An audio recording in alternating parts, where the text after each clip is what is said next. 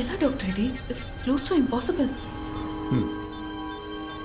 మనం ఒక పని చేద్దాం. ఈ స్కెల్టన్ DNA శాంపుల్స్ తీసి నీ జెనెటికల్ ఆర్డర్తో జీన్ టెస్ట్ చేద్దాం.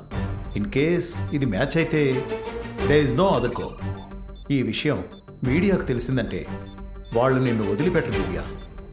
వెంటాడి టార్చర్ పెట్టేస్తారు. రీసెర్చ్ పేరుతో they will create huge workers. నీ లైఫ్ నీ కంట్రోల్లో ఉండదు. దయచేసి ఈ విషయాన్ని ఎవరితోనూ షేర్ చేసుకోవద్దు. Better to keep it confidential.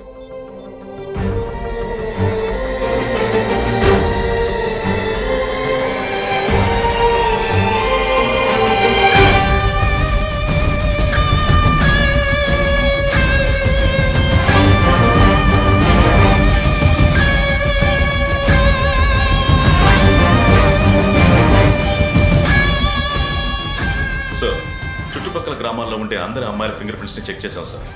ఈటి మీద ఉన్న ఫింగర్ ప్రింట్స్ తో ఏది మ్యాచ్ అవ్వలేదు సార్. ఆ ఫారినర్ ఏమయ్యాడో తెలియడం లేదు. ఆ ఊపి మొత్తం తవ్వారా లేక సగం మాత్రమే తవ్వి వదిలేశారా? మొత్తం తవ్వి చూసాం సార్, బాడీ లేదు. మరి ఆ ఫారినర్ బాడీ ఎక్కడయా?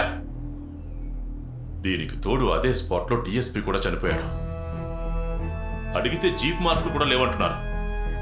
ఆ టైంలో టార్చ్ కూడా లేకుండా ఒంటరిగా నడుచుకుంటూ వెళ్ళాడా? హోమ్ సెక్రటరీ, ప్రెస్, మీడియా ఎవరికి ఆన్సర్ చేయలేకపోతున్నారు. అసలు ఏం చేస్తున్నారా మీరు? ఈ కేసు పెద్ద మిస్టరీలా తయారైంది. క్లూస్ టీమ్ హెల్ప్ తీసుకుని ఇంకోసారి ఇన్వెస్టిగేట్ చేయండి. వెళ్ళు.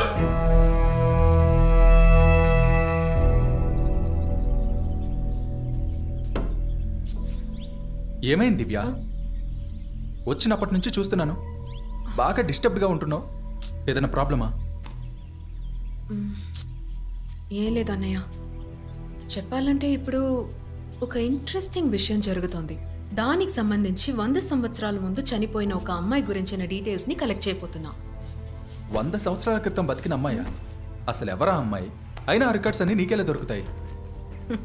కష్టమే, బట్ తను నల్గొండ పక్కనే కూడా చనిపోయిందంట. సో అక్కడికి వెళ్ళి అక్కడున్న ముసలి వాళ్లతో తన గురించి అడిగితే ఏదైనా ఇన్ఫర్మేషన్ దొరుకుతుందేమోనని ట్రై చేయబోతున్నా. ఒకవేళ దొరికితే దీనికంటే ఇంకో ఇంట్రెస్టింగ్ ఇన్ఫర్మేషన్ నీకు చెప్తా. అప్పటి వరకు ఇంకేం అడగదు ప్లీజ్. Okay okay. అన్నయ్య యాక్సిడెంట్లో హార్ట్ అటాక్లో చనిపోయి ఉంటే డైజెస్ట్ చేసుకోగలిగేదాన్ని. కానీ ఇలా దారుణంగా చనిపోవడాన్నే డైజెస్ట్ చేసుకోలేకపోతున్నాను.